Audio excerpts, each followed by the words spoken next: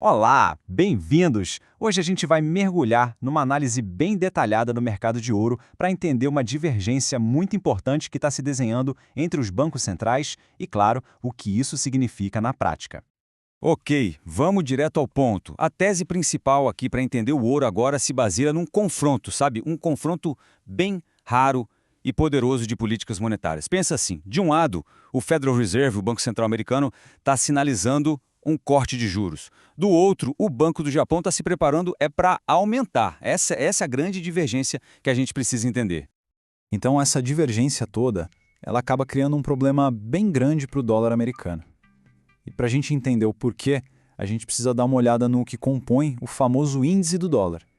É aqui que a gente descobre que, basicamente, a chave para o próximo grande movimento do dólar está nas mãos de duas moedas que, olha, talvez nem estejam no radar de todo mundo. E olha só que interessante, quando a gente olha para a composição desse índice, uma coisa fica muito, mas muito clara. O euro e o iene, eles simplesmente dominam o jogo. É isso mesmo. Juntos, eles somam mais de 71% do peso do dólar. O que isso quer dizer na prática? Quer dizer que o que acontece na Europa e no Japão tem um impacto gigantesco, muito maior do que qualquer outro fator. E essa pressão no dólar, ela está vindo de tudo que é lado. Pensa bem, Europa está estável, então não tem aquela correria para comprar dólar por segurança.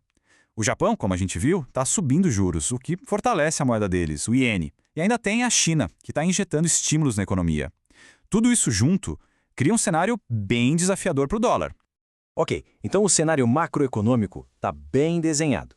A pergunta agora é, e o dinheiro grande? Onde é que ele está indo? Vamos dar uma olhada em como os grandes investidores institucionais estão se posicionando para essa mudança toda, olhando para os fluxos dos ETFs. E o que os dados mostram é uma divisão bem clara. De um lado, os fundos lá da América do Norte estão comprando, mas com cautela, sabe? Talvez já de olho nessa possível mudança do Fed. Do outro lado, na Ásia, as instituições que já tinham comprado mais barato agora estão mais tranquilas, só esperando o momento certo, talvez para comprar ainda mais. E segundo o relatório que a gente está analisando, essa configuração, na verdade, é ideal. Sabe por quê?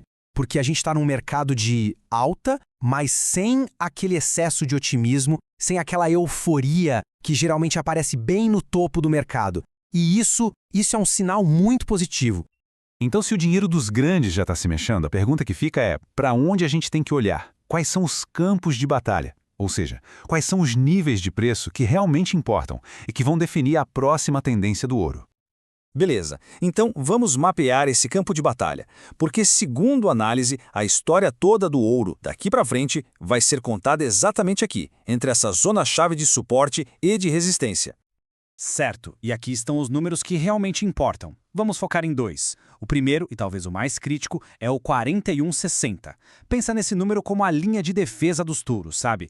É o suporte principal da estrutura de alta. Se esse nível for perdido, o cenário otimista fica bem comprometido. Agora, do outro lado, olhando para cima, a resistência-chave é 42,33. Esse é o gatilho. Romper esse número pode dar início a um novo e forte impulso de alta. Ok, com esses níveis bem definidos, o relatório resume tudo em 3 cenários bem claros.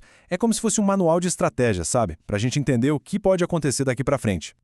Então a gente tem 3 caminhos possíveis à nossa frente. O primeiro cenário otimista é o rompimento altista. Isso acontece se o preço conseguir se firmar acima de 42,33. O segundo cenário é a armadilha da consolidação. Aqui o mercado fica meio de lado, sabe? Preso entre o suporte e a resistência, sem uma direção clara. É uma zona de espera. E por fim, o cenário pessimista, a ruptura baixista. Isso seria ativado se aquele suporte super importante em 41,60 não aguentar. A perda desse nível, como a gente falou, compromete toda a tese de alta no curto prazo.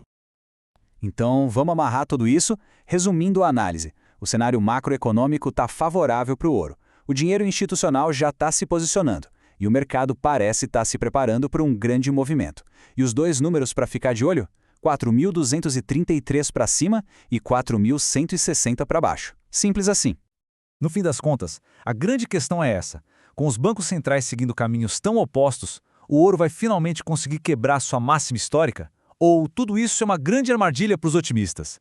Bom, a resposta para essa pergunta a gente provavelmente vai descobrir nos próximos dias, conforme essas forças se enfrentam no mercado.